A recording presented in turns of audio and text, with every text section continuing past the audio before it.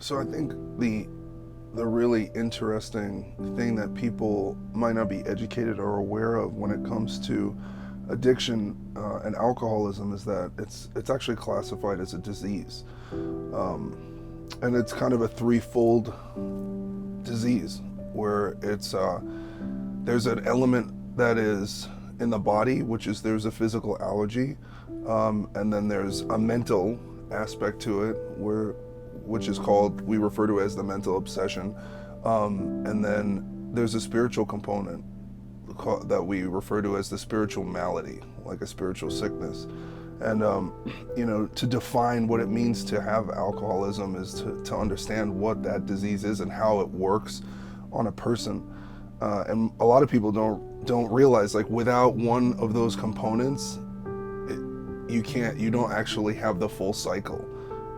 So, for example, for me, what I had to learn in recovery about myself and my condition is that I'm different from other people.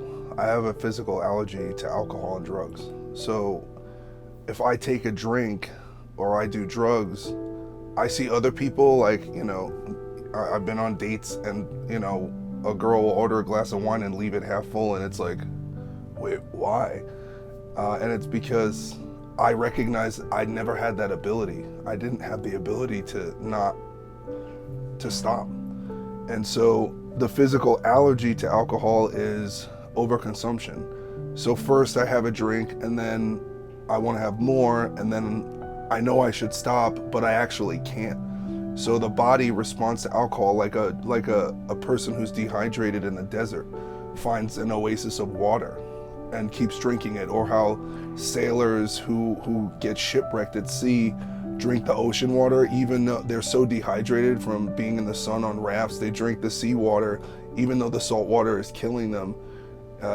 That's kind of how the physical allergy happens to the alcoholic or the drug addict. And that's fine, because then you could just, if you know that about yourself, you would be able to just abstain and just not drink, and then there would be no problem, which that's where the mental obsession comes in. So the mental component of addiction and alcoholism is the mental obsession.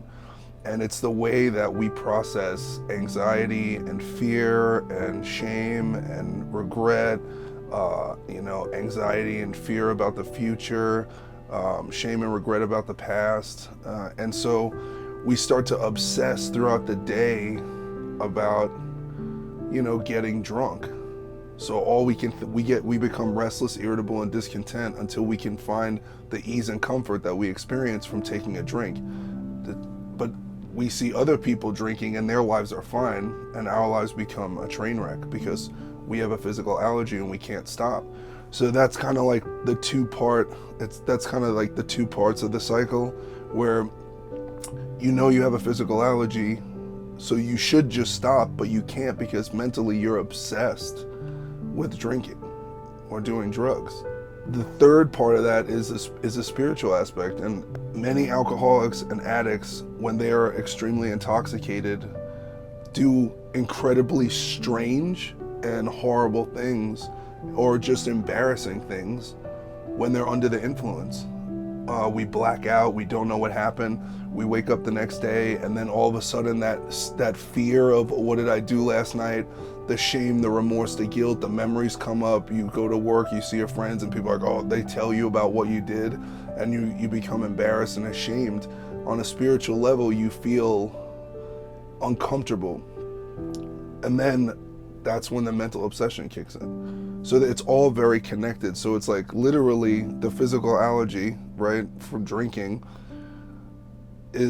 sets off this whole thing in motion. So a lot of people don't realize they lose the power of choice.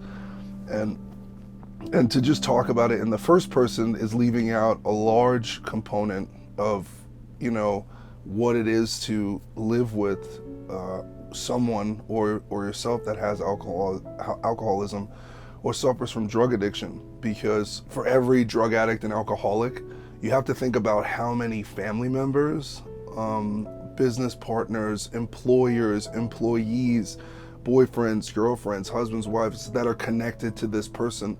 And it's like one of those diseases that it affects everyone whose life touches the sufferer. And it's one of those diseases where it's like, if you had cancer, everyone would feel bad and no one would be angry and there wouldn't be animosity. But with the alcoholic, that's not the case, because other people who don't have the disease don't understand why the person is sick, or why they don't have the willpower, or why. It's because they're actually metaphysically different. Their brain chemistry is different, their body chemistry is different. Some people, are gluten intolerant or can't have dairy. Alcoholics can't have alcohol. And it's just an interesting thing, and it affects the lives of children. Like a lot of kids, I grew up with an alcoholic parent, and I remember blaming myself, because when we're kids, we don't know any better. And so a lot of it, the wires get crossed, where you start to think that if this person loved me, they just wouldn't drink because they do bad things when they drink. And then you want to start controlling behavior because you take everything on yourself. You take the responsibility of the family dynamic on yourself when the parent is unavailable to have that, to maintain that family structure and that model. Parents are supposed to model for us as children what we're supposed to be, and when we're not getting those things, we are acutely aware at a very young age.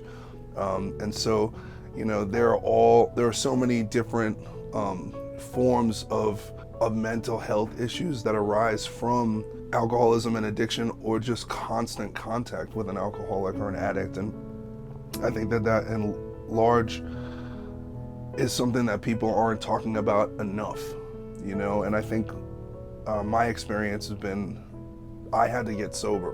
And for me, I have alcoholism and I'm an addict.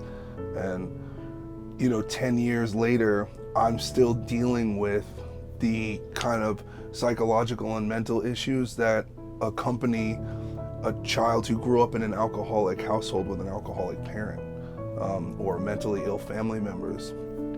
So for many of us, the journey just doesn't stop. Like in recovery, we call them double winners. It's like if you qualify for Al-Anon, and Al-Anon is a program that's much like a recovery program for alcoholics, but Al-Anon specifically is for family members of people who are alcoholics and addicts. And it's like kind of a group sessions where people can come together and they tell their stories, and so there's help out there and it's available to people.